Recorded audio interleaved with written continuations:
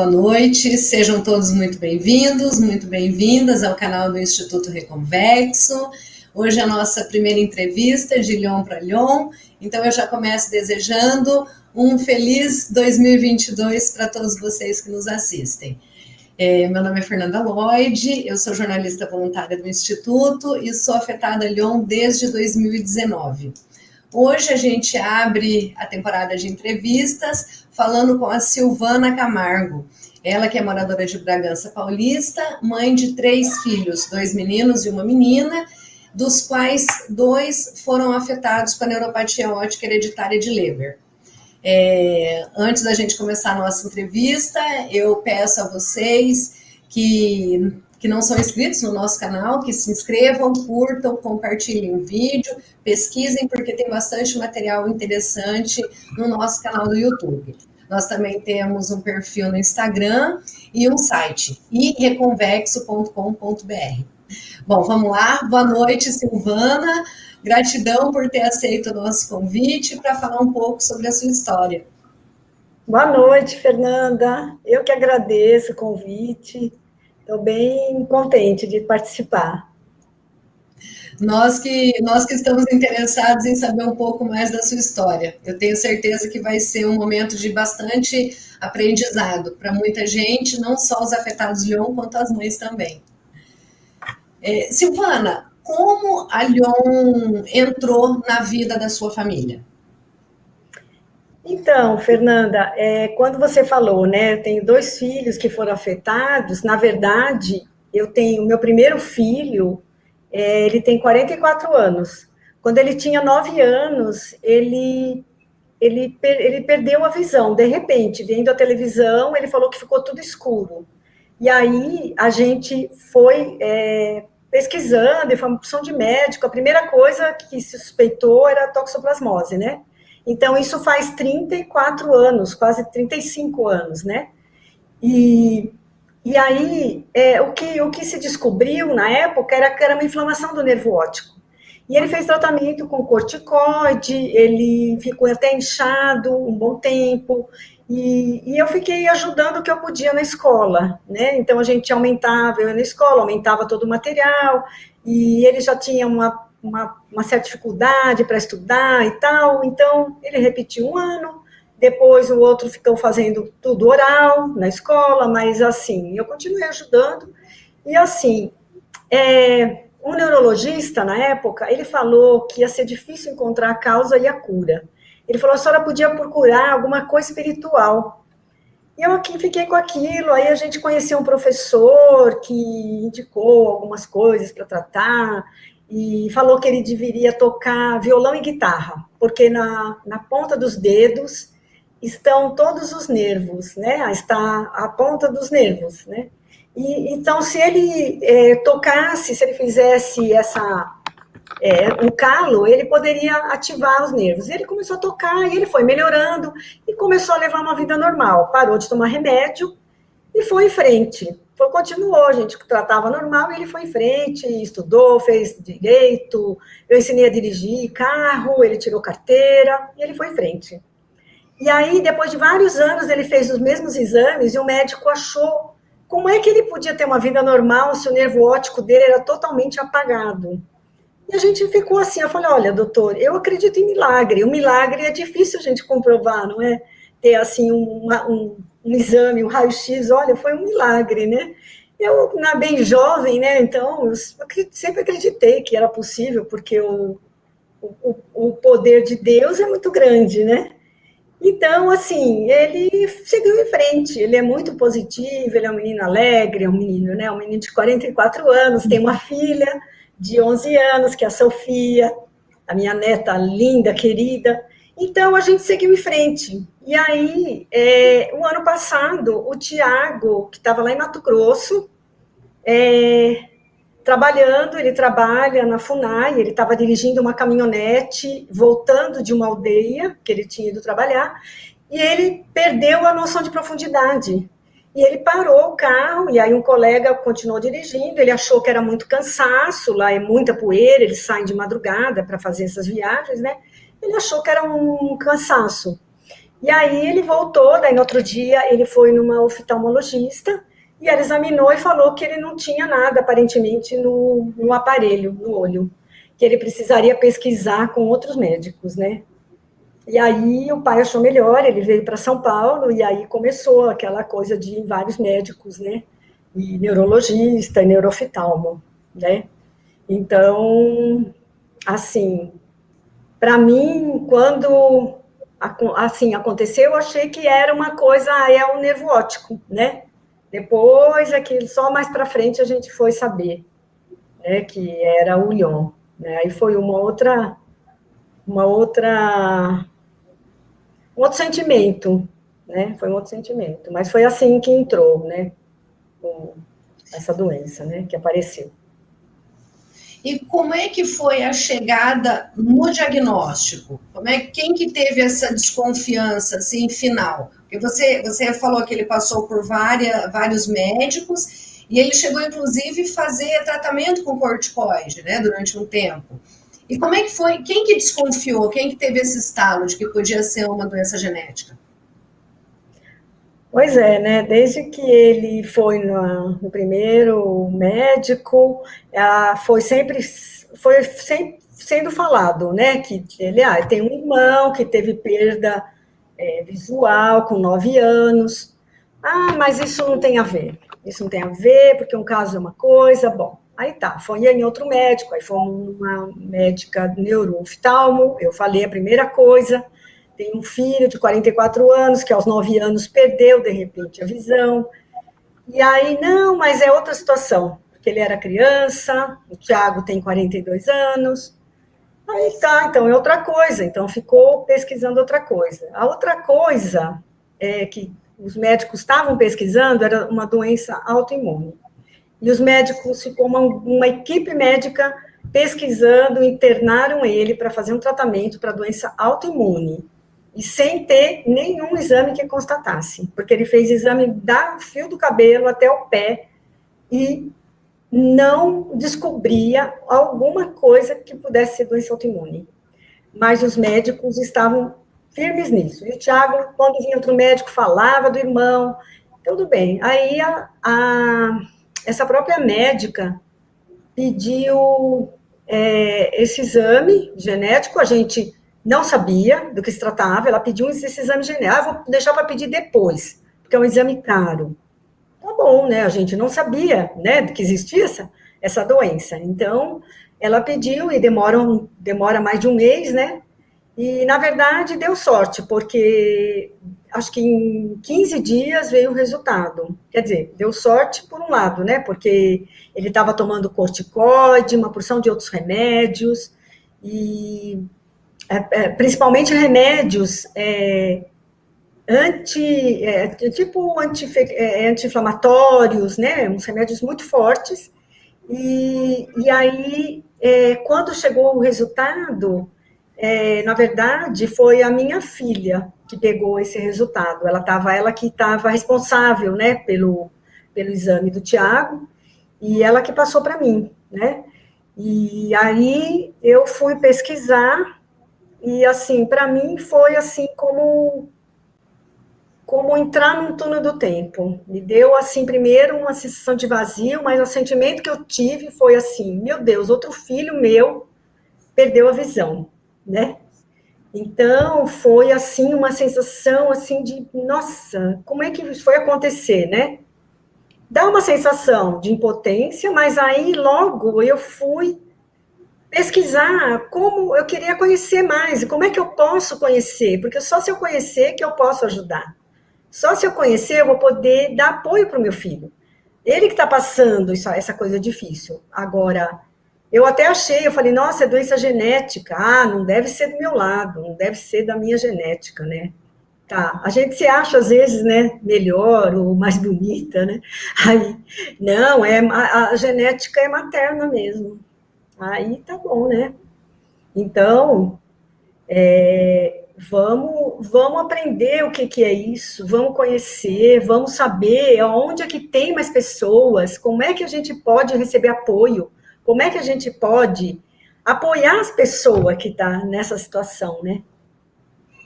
Eu não sei, porque eu sou pedagoga, eu sou professora, eu gosto de aprender para poder ensinar, para poder ajudar, né? É verdade. E é muito importante essa ajuda de uns para os outros, essa rede de apoio, não só para quem é afetado, mas eu imagino que para as mães talvez seja até mais importante, pela questão do sentimento de culpa. Muitas mães relatam esse sentimento de culpa por ter origem materna. Né? As mães elas já se sentem culpadas por muita coisa, né? Isso é sabido. O sentimento de culpa assim nasce junto com a maternidade nas mulheres, né? Mas as mães relatam principalmente tanto o sentimento de culpa delas quanto alguns filhos, filhas, quando têm os sintomas da neuropatia, se revoltam contra as mães. Eu queria saber como é que foi nesse sentido com você. Então, realmente, a mãe tem mesmo muito sentimento de culpa, né? De muita coisa que fez, muita coisa que deixou de fazer, né? Mas, assim, eu fiz terapia há uns tantos anos, né? E ajudou bastante, eu consegui ver que eu fiz o melhor que eu podia naquele momento, né? Então, a gente não erra por querer, a gente erra querendo acertar. E quando vai ver, errou. Mas o importante é a gente aprender para poder ir melhorando, para poder não errar mais no mesmo erro, né? Então, eu errei vários erros, mas eu sempre procurei, assim,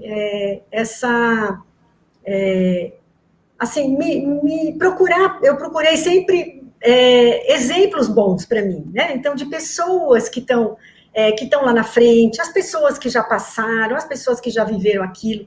E aí, assim, eu vejo que todo mundo está aqui nesse mundo para aprender. A gente não vem para passear, a gente não vem para ser mais bonitinho, para a gente ter mais coisas, né?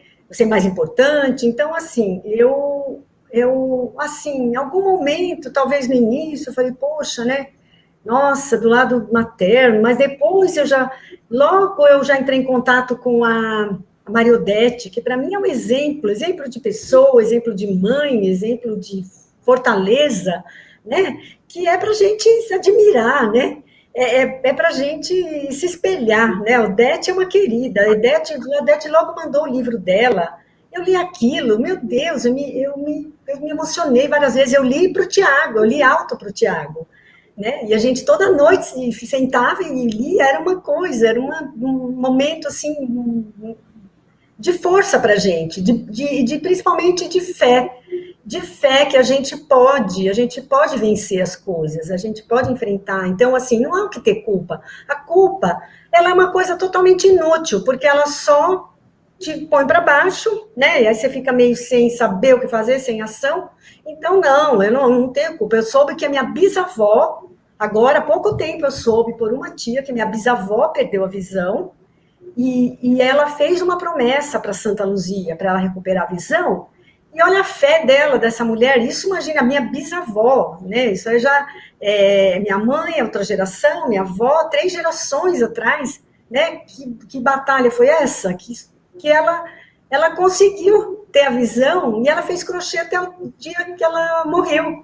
Então, eu vejo esses exemplos, eu olho para isso, eu olho para as coisas que estão dando certo, porque aí eu posso ter força para poder dar força para o meu filho, né? Se eu ficar com culpa, chorando, meu Deus e tal, né? Não, eu passei tudo que eu pude para meus filhos, passei uma vontade de estudar, eu passei sempre uma vontade um exemplo de ler, eu ser uma pessoa que gosta de acordar cedo, de fazer as coisas, então eu vejo que eu passei muita coisa boa.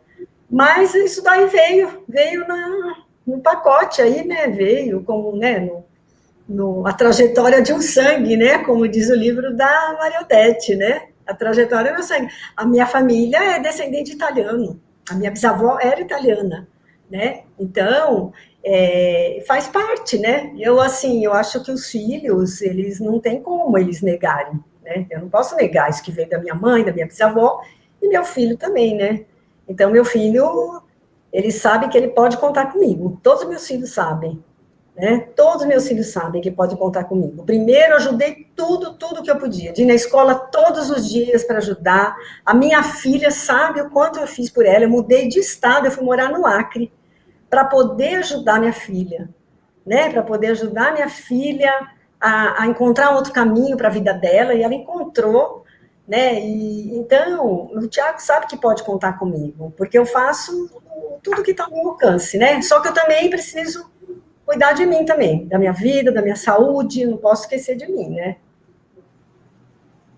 Isso é muito importante, porque se a pessoa não estiver bem, se nós não estivermos bem, como a gente vai ficar bem para o outro, né? É igual essa questão do desespero. Quando vem o diagnóstico, já baixa uma insegurança, um desespero, dependendo o caso da pessoa, uma aflição de como vai ser daqui para frente, né?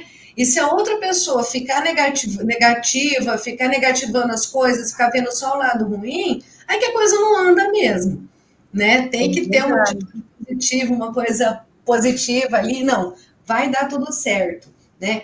E uma coisa também que eu vejo como positiva, Silvana, a minha avó teve também, né? Nós também somos descendentes de italianos, e a minha avó faleceu sem um diagnóstico, né, na visão. Ela faleceu há 24 ou 25 anos e sabia-se que era algo no nervo óptico, mas não teve diagnóstico. Se até hoje muita gente não tem diagnóstico, naquela época, então, né? É verdade. E eu vinha ter. Então, uma coisa que eu fico feliz é que, de certa forma, se mais alguém da minha família vier a ter uma perda de visão, pelo menos já sabem que pode ser Leber. Né, em curto caminho, de ficar rodando de um médico para o outro, de tomar corticoide, que a gente sabe que piora muito, né, já vai ter um norte. Pelo menos alguma coisa ali de bom a gente pode tirar, né? Que vai ajudar a pessoa. É verdade. E falando de ajuda, como é que você chegou ao grupo de apoio? Como é que você conseguiu apoio? Eu digo a um grupo de apoio porque quem nos assiste, a gente sempre comenta aqui que no site do Instituto Reconvexo tem links para que as pessoas acessem grupos de WhatsApp específicos para quem quer mais informação. Então, tem o grupo só para mães de afetados, tem o grupo para os afetados e tem o grupo Lyon Brasil, que todos são bem-vindos, né? E como é que você chegou nesse grupo de apoio e qual foi a diferença que ele fez na sua vida, Silvana? Pois é, então, logo que a gente recebeu o diagnóstico, né, eu corri pesquisar, né, e eu, assim, primeiro momento, eu fiquei, assim, bem preocupada, eu fiquei, assim, triste, fiquei meio chocada, né, que eu nunca tinha ouvido falar, mas eu li as coisas, né, o que pode acontecer, né, com o afetado. E aí eu mandei para minha irmã também, que é dentista, né, que ela tem mais, assim, conhecimento, né, de medicina, do corpo humano e tudo, de doenças, né, e ela falou que realmente era grave, que era uma coisa grave e tal. Aí a minha irmã também foi pesquisar, ela descobriu o Instituto Reconvexo, ela me mandou uma pesquisa de lá. Aí eu entrei e fiquei pesquisando no site do Instituto, e aí eu já logo vi que ali tinha muita coisa boa, né? Que tinha vídeo, que tinha coisas para ajudar. E aí eu logo entrei no grupo, né? Acho que é esse Lyon Brasil. Aí também fui muito bem acolhida pelo Cleiton, né? Uma pessoa que eu tenho gratidão, que ele é que me apresentou o DET, então eu tenho dupla gratidão ao Cleiton, né? Por ele ter já logo me acolhido, me explicado muitas coisas, ele entrou em contato comigo, e aí me falou da Odete, que a Odete também é uma pessoa que, nossa, para mim foi assim, tem sido, né? Uma pessoa que me dá um norte, me deu um norte mesmo, né? E me deu toda essa esperança. E, e aí eu vi lá os grupos que tinha e comecei a pesquisar mais lá, dos médicos que fazem parte, fui atrás dos vídeos, dos médicos, né? Então eu gosto de pesquisar, eu gosto de aprender, de saber mais com quem sabe, né? Com quem sabe as coisas. Eu acho importante a gente saber. E aí eu comecei a ler para o Tiago, né? Aí as coisas que eu descobria, o que eu estava conhecendo, o que eu estava ali sabendo o que era possível, né? O que era possível ser feito, o que era possível a gente procurar, né? Ajuda. Então, assim, eu achei o Instituto Reconvexo, porque eu procurei em outros lugares, mas o Instituto Reconvexo realmente fez um diferencial para mim, porque foi onde entrei nos grupo das mães, né? De Lyon, né? Também fui bem acolhida, e a Odete, principalmente, me mandou livro. Então, assim, eu tenho, a partir do Reconvexo, eu acho que abriu, assim, várias possibilidades para mim, né, de apoio, de ajuda, de profissionais, né, então eu sou bem grata ao Instituto Reconvexo, ao trabalho que vem fazendo, né. É um trabalho muito bonito e que vai norteando, vai fornecendo esse apoio psicológico, né, tão importante para tanta gente, né, em vários casos o apoio psicológico faz toda a diferença, e principalmente na divulgação de informações, que isso entre os profissionais já é difícil, entre a população em geral mais ainda, né. Eu sou muito grata também ao Instituto. E eu gostaria de agradecer as pessoas que estão nos assistindo. A dona Maria Odete está nos assistindo, a Fabiola Vasques, a minha mãe, Maria Helena, a sua filha Camila, o Felipe, o Osvaldo, tem bastante gente nos assistindo. A Valéria, que tá nos bastidores aí, mediando a entrevista, subindo os comentários. Então, nós ficamos muito gratos com a audiência de vocês. Podem mandar perguntas, sugestões também, que é tudo muito bem-vindo para que a gente exponha aqui realmente nessa conversa sincera. É muito importante para oferecer apoio e as histórias que acontecem, porque existe vida após a Lyon, né? A gente segue uma vida normal e as pessoas têm que saber disso, para não ficarem estagnadas, né? E falando em vida normal, Silvana, você relatou o seu filho mais velho que teve a perda súbita de visão quando tinha 9 anos. Então foi uma situação, foi a idade escolar e você ainda estava o guiando, né? Como uma criança, ele estava ali com você, pertinho, o tempo inteiro. Então tinha aquela segurança de estar ajudando ele, de poder ajudar. E como o Tiago, que mora em outra cidade, você está em São Paulo, ele está em Mato Grosso, e eu não sei, eu acredito que ele more sozinho, né? Não sei. Mas quais foram as suas preocupações nesse momento com o Tiago? Então, o Tiago, ele é um filho que, assim, é independente há muito tempo, né? Com 17 anos, ele decidiu que ia morar nos Estados Unidos, fazer intercâmbio, e ficou um ano, e voltou, e realmente, quando ele voltou, assim, diferente, ele já voltou responsável pela vida dele, pelos estudos, pelas coisas dele. Então, assim, ele é um filho que sempre foi bem companheiro, porque eu sempre pude contar com ele para as coisas da casa, para coisas da família, coisas de logística, coisas assim que precisa resolver, enfim, tudo eu podia contar com o Tiago. E toda a família pode contar com o Tiago. Os irmãos, ele consegue ser bom irmão, bom amigo, enfim, ele é assim, aquela pessoa que está sempre disposta a ajudar todo mundo, da família, os amigos.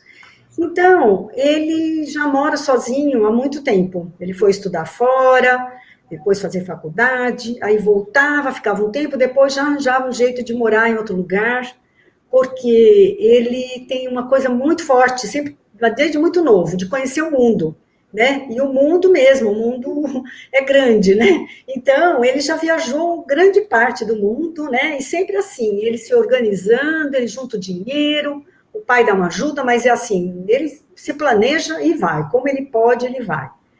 Então, eu sempre fico muito tranquila de saber que ele é uma pessoa, ele é um menino, né? Um moço, um homem, um filho que sabe se cuidar. Ele se cuida bem, ele sabe cuidar das coisas dele, do dinheiro.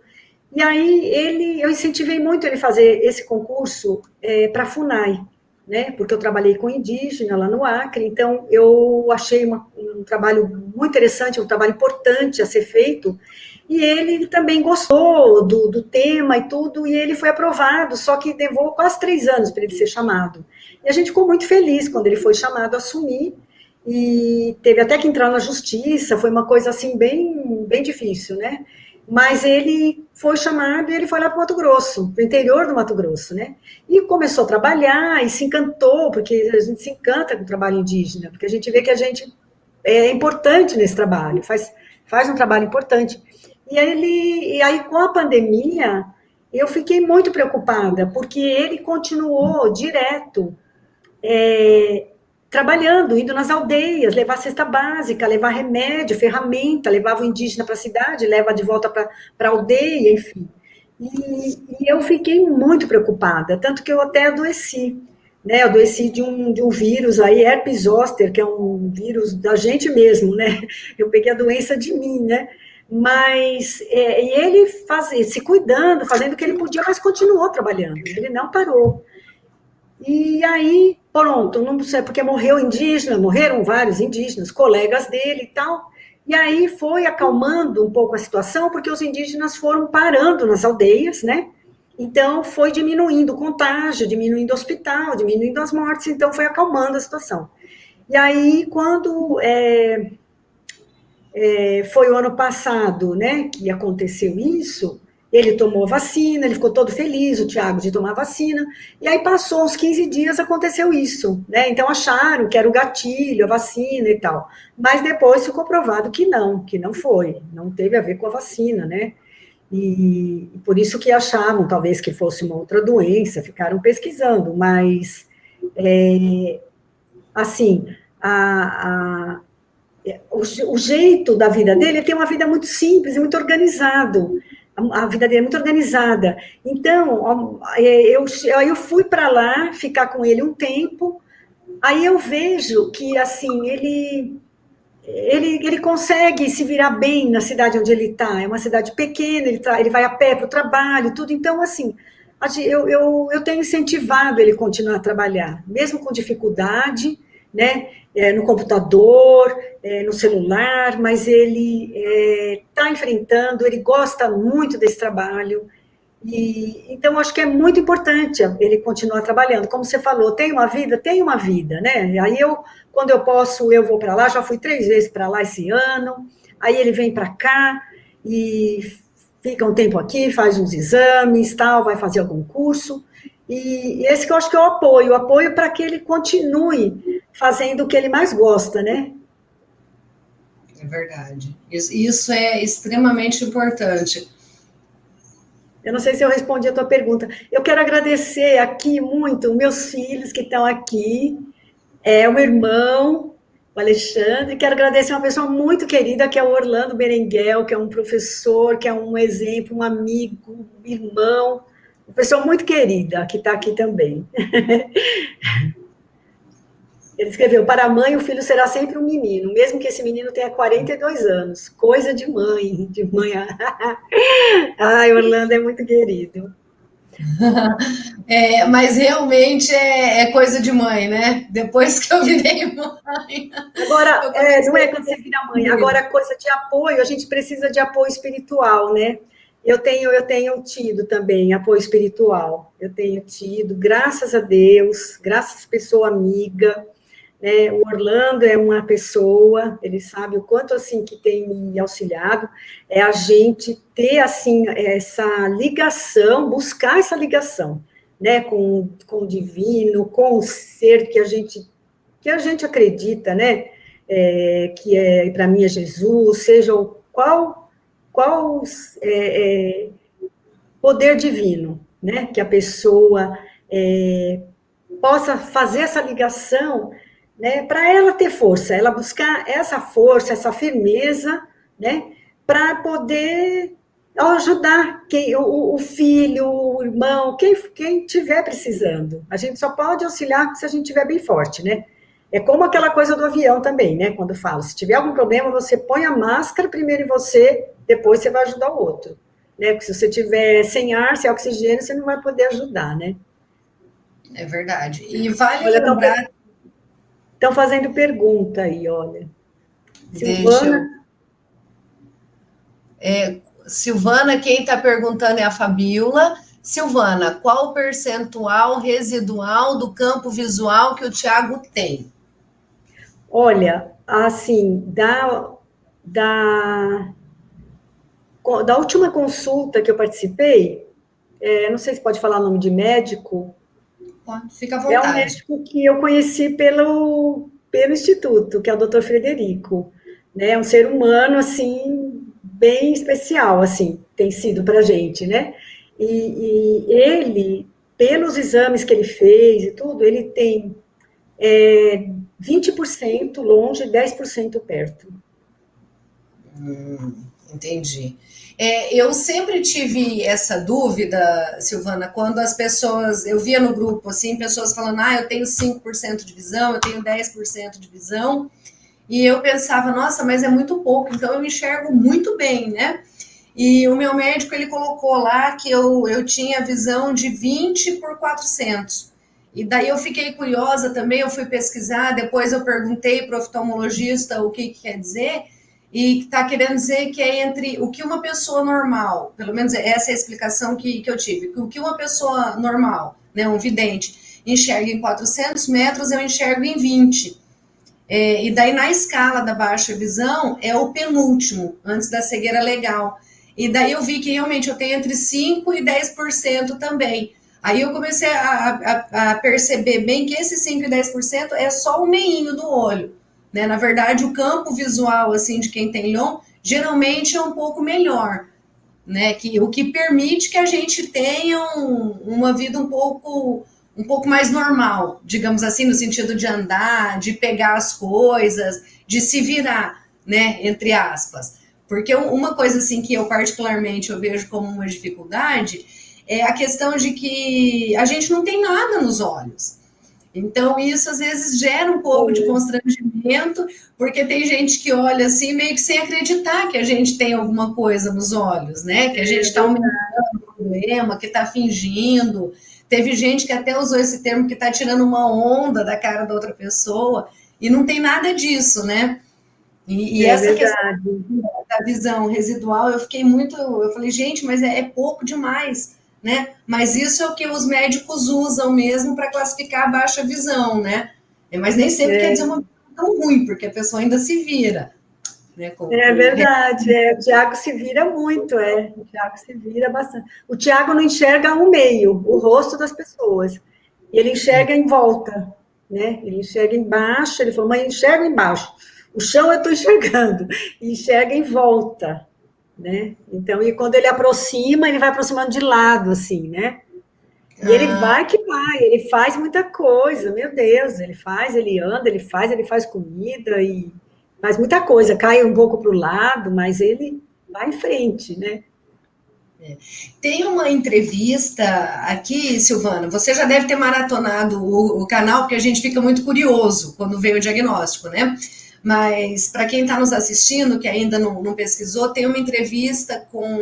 Não vou citar o nome, porque vai que eu confundo, mas é uma oftalmologista que trabalha com reabilitação visual, que ela dá muitas dicas a respeito disso que você falou para o dia a dia, por exemplo, a comida, né? Usar um prato branco porque daí ele é branco, a gente consegue ver melhor o que está ali no meio, né, da Olha, comida.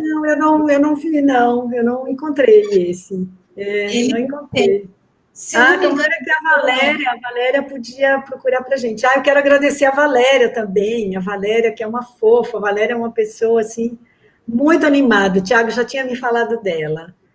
A Valéria Silvestre, né? De cabelo novo, uma pessoa assim super alto astral, né? Que faz assim um trabalho bem bonito também no instituto, né? Muito grata, Valéria. Um beijo para você, Valéria. a Valéria é a única pessoa que não tem Lyon, mas que É. participa ativamente do grupo e é uma ponte muito importante Então, entre mas nós. ela tem uma outra dificuldade visual, né? Ela estava me contando, né? Ela tem uma outra doença, né? Visual também. E é É a também. ceratopone. Hã? Ceratocone. Eu fui Terotocone. ela, a córnea, ela vai virando um conezinho, então ela vai fechando. Aí tem uma cirurgia que coloca um anel de Ferrara, que é uma ferradurinha, coloca na córnea, para que a córnea não dobre. Isso tudo foi explicação dela. Eu só fui conhecer com ela mesmo. A Valéria colocou aqui, ó, a doutora Bia e a doutora Vitória estão aqui no canal com vídeos sobre a reabilitação visual. Eu vou procurar depois, tá bom. Que bom, grata, Valéria. É muito importante, é muito interessante as dicas sobre a reabilitação visual. Por exemplo, xícara branca para tomar café, xícara escura para tomar leite, para a gente conseguir ver o contraste. Prato transparente em toalha estampada é um horror. Eu digo isso por mim aqui em casa. Mesmo? Olha. Porque o prato transparente ali na toalha estampada, ele fica tudo uma coisa só, né? Não que a gente não veja, vê um pouquinho ali de relance, mas é muito ruim. Isso. Para escrever, o lápis 6B, que ele é mais grosso, então a gente consegue ver melhor o contraste. Tem uma série de medidas assim que podem ajudar o deficiente visual e muito no dia a dia. É que quando as pessoas falam em deficiência visual, fala-se, a pessoa logo pensa num cego, né? E geralmente quando vem a Lyon, que a gente vai se inteirando de tudo isso, que a gente ficou com a baixa visão, né? E daí abre todo um universo, né, Silvana? É verdade, é verdade. Imagina aquela pessoa que não enxerga de óculos escuros, né?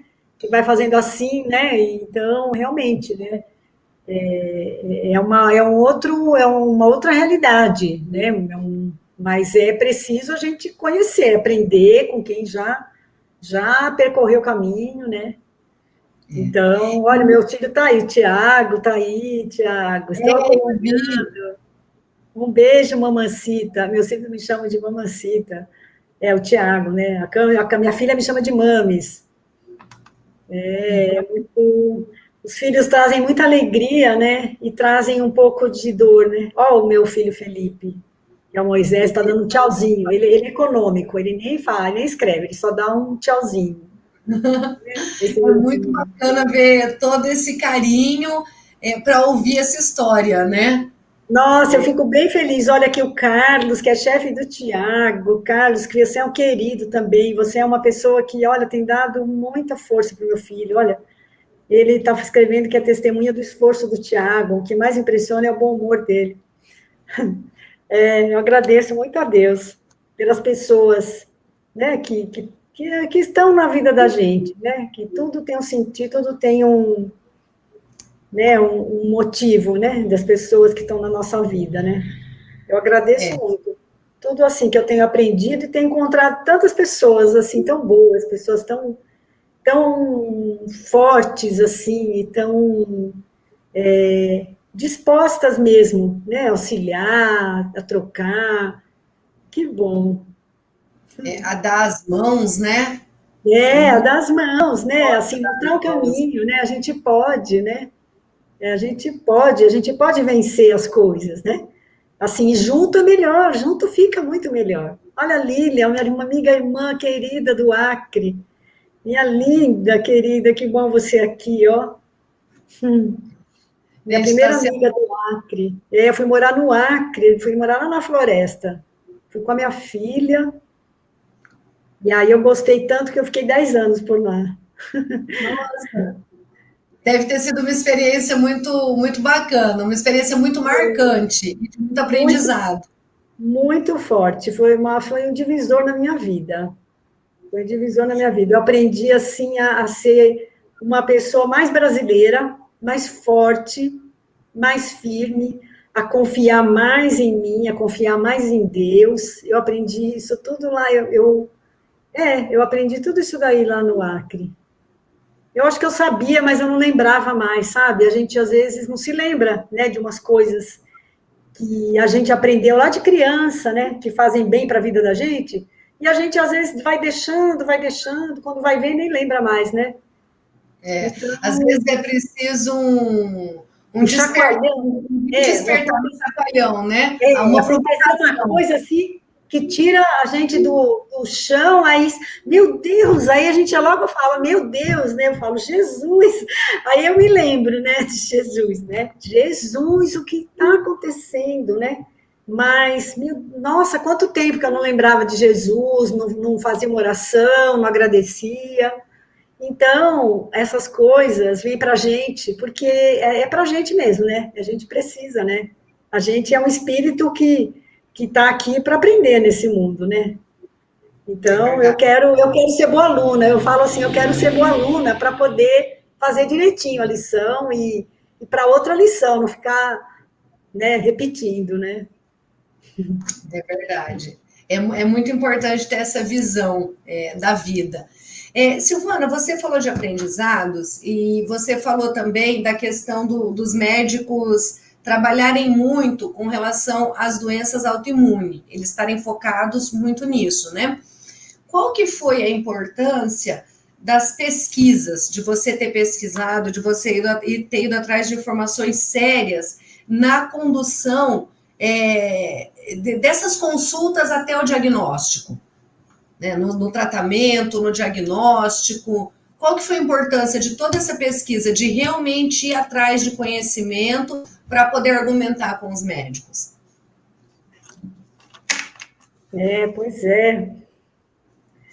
Eu, assim, dessa experiência toda, né, eu pude tirar algumas lições, assim, que, assim, os médicos, eles começam a pesquisar, primeiro, claro, as coisas mais simples, né, e começam a eliminar algumas coisas. Tudo bem, vamos eliminar as mais graves. E aí começa a aprofundar a pesquisa. Mas, assim, às vezes o médico, ele deixa de lado, às vezes, algum detalhe, alguma coisa que, assim, a própria família está trazendo, né? Está trazendo, olha, minha família tem assim, assim. Então, acho que é uma coisa que, às vezes, o médico não dá muita atenção para o histórico da família. Ficam perguntando, que doença já teve na família? O pai tem isso, uma mãe, o avô tem pressão alta, tem diabetes e tal. Bom, e aí, não tem nada disso. Mas meu filho já teve perda de visão, né, no caso que foi aqui. Aí, tá bom. E aí, assim, o que eu observei é que os médicos pelos quais eu estou falando, pelos quais o Tiago passou esse tempo, né, que foi em julho, agosto, até setembro, quando ele foi internado, né, que foi em setembro.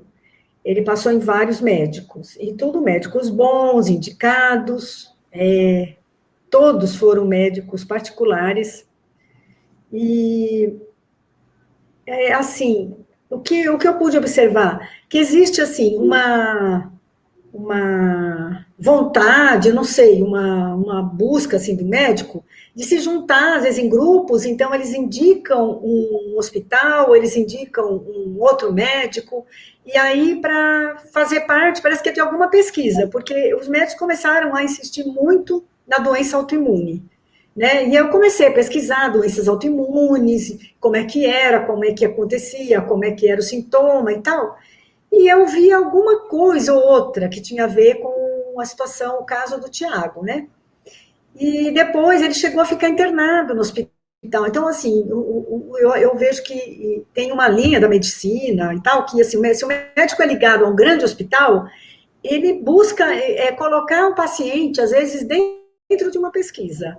Que, por um lado, tudo bem, você fala, né, é importante, né, que o médico está dando essa atenção, ou que vá aprofundar e tal, mas, por outro lado, também fica uma coisa, assim, de experiência, né? Então, assim, eu senti, o Tiago sentiu isso, porque ele ficou 13 dias internado e ficou pesquisando uma coisa que ele percebia claramente que todos os exames diziam que ele não tinha aquilo, os exames, e os médicos procurando, insistindo que era aquilo, né? Então, eu fiquei assim, eu tive muitas questões, sabe? Eu questionei um tanto aquele tratamento, tudo bem, foi num grande hospital, né, médicos de renome e tudo, mas assim, foi um momento tenso, um momento difícil, que talvez não tivesse não fosse preciso ele passar aquela internação, e sendo que demorou mais de 2 meses para a médica pedir o exame genético, sendo que todos os sintomas que ele tinha, né, depois que a gente foi saber que eram sintomas dessa doença Lyon, que a gente não conhecia, mas o médico, a gente supõe que o médico neuro-oftalmologista devesse conhecer, né? Então, no caso, ele via os brilhos que pareciam os metais, né? Ele não via o meio das coisas, ele via em volta. Então, eram alguns sinais muito claros dessa doença, né? Ele perdeu a visão de um olho, depois de 2, 3 semanas perdeu do outro. Então, depois que eu fui ler todas essas coisas, né, da doença do Lyon, e a gente fala, meu Deus, mas é tudo que ele passou, né? E depois, quando eu conheci o Instituto Reconvexo, vi um vídeo do Dr. Federico, ele explicando, eu falava, nossa, ele está falando tudo o que aconteceu com o Tiago. Então, meus médicos ficaram indo por outro caminho, e eu falando que o primeiro filho tinha tido perda de visão.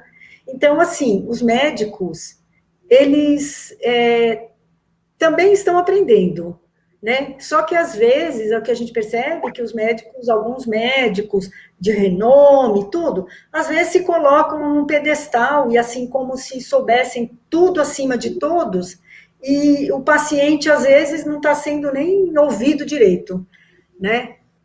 Assim, eu agradeço, assim, a medicina, aos médicos que têm essa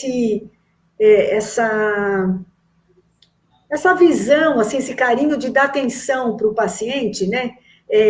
Tudo que ele está falando, o que ele está sentindo, né? E não ficar olhando um monte de exame, imagens, né? E nem ouve o que o paciente está falando, né? Então, assim, a gente precisa tomar cuidado, porque a pesquisa, ela é interessante e tudo, mas se a pessoa está numa fase de grave, né? Ou como acontece, uma pessoa, quando descobre, que nem o Tiago, né? Que estava 1 mês, 2 meses, não sabia o que era, se a pessoa vai para um hospital, ela está fazendo parte de uma pesquisa, ela precisa saber que ela está fazendo parte, não é verdade?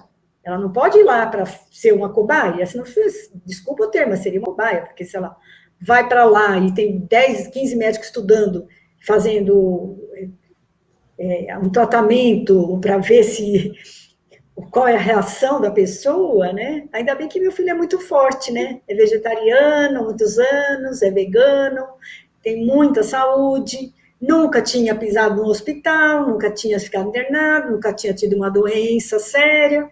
Então, ele atravessou, assim, bravamente, né? Bravamente tudo isso, e assim que saiu do hospital, falou, vou parar de tomar essa cortisona que só está me fazendo mal. E ele foi o médico dele, porque ele decidiu uma coisa que era melhor para ele, porque a cortisona só estava fazendo mal mesmo, né? Eu não cheguei a fazer tratamento, esse tipo de tratamento com corticoide, mas muita gente que fez relatou grande piora na visão. O corticoide é um veneno, e muitas vezes os médicos acabam passando nessa dúvida, eu acho que é isso, ou então geralmente aparece como uma inflamação do nervo óptico, já vão colocando o corticoide, né? E também tem médicos, né? Aconteceu comigo, depois que eu tive o diagnóstico, eu voltei em um dos médicos que tinha me atendido, um dos oftalmos, inclusive foi um oftalmo que falou que não adiantava eu voltar no consultório dele, porque ele não sabia o que eu tinha, e eu voltei e falei que eu tinha Lyon e tal. O médico não demonstrou o mínimo interesse de ir atrás da doença. Não me perguntou mais nada, não demonstrou interesse de ir atrás. Eu passei na consulta, eu fiz o que eu precisava ter feito na consulta, né?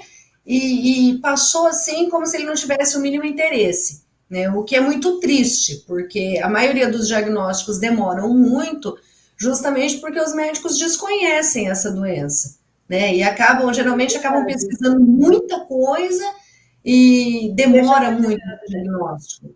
É verdade. É muito complicado. Silvana, uma das bandeiras do Instituto é lutar pela divulgação das informações e pelas políticas públicas que beneficiem os deficientes visuais principalmente aqueles que têm LHON, né, por vários motivos. E a gente sabe que as políticas públicas, elas são muito amplas, né, elas podem ser voltadas para as universidades, para os pesquisadores, elas podem ser voltadas para a distribuição de remédio, para diagnóstico, para direitos, enfim, para muita coisa, né? O que você acha que falta de políticas públicas nesse sentido, tanto de diagnóstico, tratamento, quanto de direitos e reabilitação? Olha, realmente é um assunto assim bem sério, né? Principalmente nesse momento político que a gente está vivendo, né? Que a gente vê que é um governo que tem tirado, né, muitos direitos, tem tirado muitos benefícios, né, que já tinham sido conquistados, né, inclusive da saúde pública, né, do SUS. O SUS está sucateado, a gente sabe que o SUS está vivendo, assim, momentos muito difíceis, né, então, o que eu vejo, assim, que a gente, como mães, né, a gente precisa sempre estar se unindo, fortalecer grupos, porque juntos a gente pode conseguir, né, alguma coisa, e assim, cobrar principalmente de deputados, né, que os deputados são responsáveis, né, pela legislação, e a gente pode pressionar através de abaixo-assinado, enfim, fazer movimentos, fazer essas audiências públicas, como já teve aqui, né? Principalmente buscando, eu acho assim, uma algum meio, né, para conseguir essa medicação, que é a idebenona, que é a medicação que é indicada hoje, que não são todas as pessoas que têm acesso, né, que isso daí seria uma coisa para ajudar muitas pessoas, auxiliar a ter acesso a essa medicação. E que mais eu acho? O diagnóstico também, né, que é um exame também caro, o exame genético é caro, mas se tivesse um apoio do governo, né, quando governos fazem essas parcerias, né, torna-se muito mais viável, torna-se muito mais fácil. Então, tudo isso daí, o diagnóstico, que é o teste genético, que é caro, a medicação, que é cara, precisa ter acesso, a reabilitação, tudo isso daí primeiro precisa ser bem estruturado, o que é bom, o que é preciso, né, que eu acho que o Instituto já está fazendo esse papel, né, e eu acho que, assim, é formar grupos para a gente poder cobrar essas coisas, cobrar do governo. Como que a gente vai cobrar? Cobrar dos deputados, cobrar na Câmara, cobrar no Senado, pode a gente fazer, pode mandar carta. Eu sou essa pessoa, que eu mando carta, eu assino abaixo-assinado de coisas que eu acho que são importantes, né, que a gente tem direito. A gente precisa batalhar, porque ninguém vai aparecer para falar, olha, a gente vai agora fazer uma legislação para auxiliar os afetados, Leão. Não vai existir, né? Esse governo, então, nem pensar, mas assim, outros governos também não, né? Porque os governos estão preocupados com outras coisas, né? Com coisas que eles possam aparecer, se aparecer, né?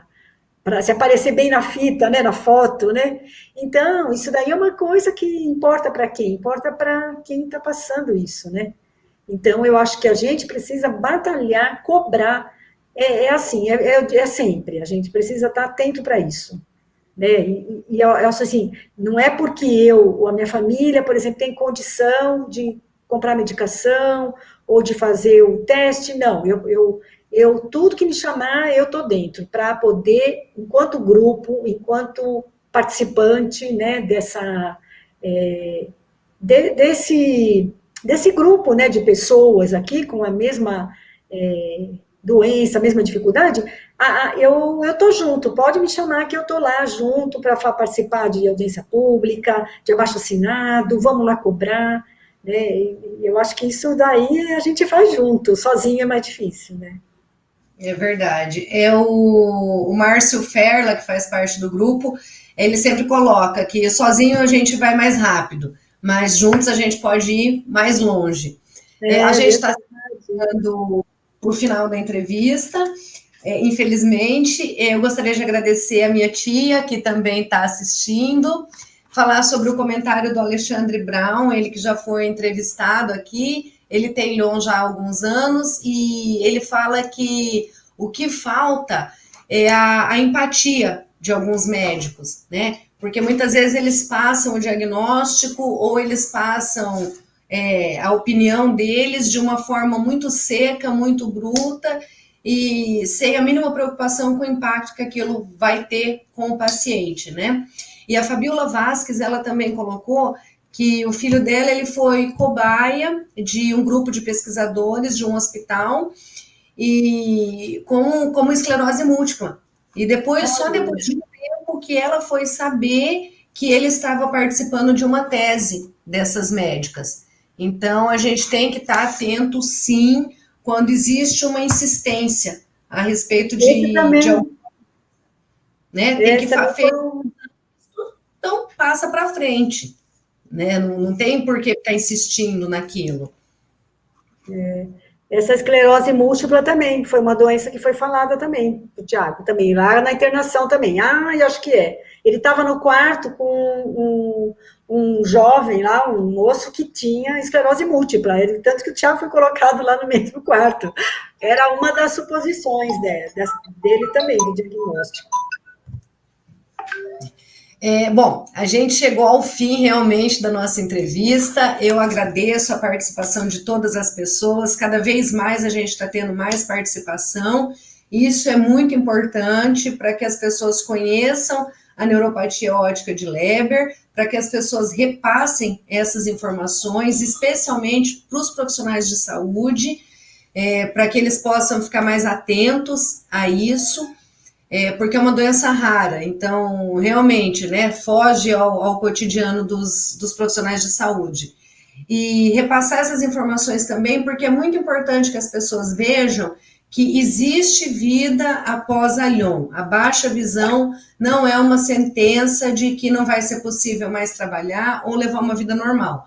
Você falou de adaptações, nós fizemos uma entrevista com o Cristiano, é só pesquisar. Ele fala, ele é da área de TI, também tem Lyon desde de adolescente, e ele também fala a respeito do que é possível fazer no sentido de uso de computadores, uso de aplicativos. Então, é uma mão na roda aí para quem tem baixa visão, né? Uma vez falaram para alguém que achou que nunca fosse usar aqueles recursos de acessibilidade no computador, né? Só usou quando conheceu aquela pessoa. Mas, enfim, agradeço a todo mundo, peço que visitem os nossos canais. E, Silvana, eu te convido, eu agradeço novamente você, a Valéria, a quem nos assiste no Instituto Reconvexo, por essa oportunidade. Eu sempre falo aqui que quando as pessoas falam, é uma maneira delas se curarem também, porque elas podem, depois, elas revisitando a sua história, elas percebem como elas foram fortes, como superaram as dificuldades e como se superaram, né? Às vezes a gente consegue fazer coisas e trilhar caminhos que a gente não imaginava que ia fazer durante a nossa trajetória aqui na Terra. E, Silvana, você está com a palavra, faça suas considerações finais, fala o que você achar mais importante para os pais, para os afetados, enfim, agora é com você.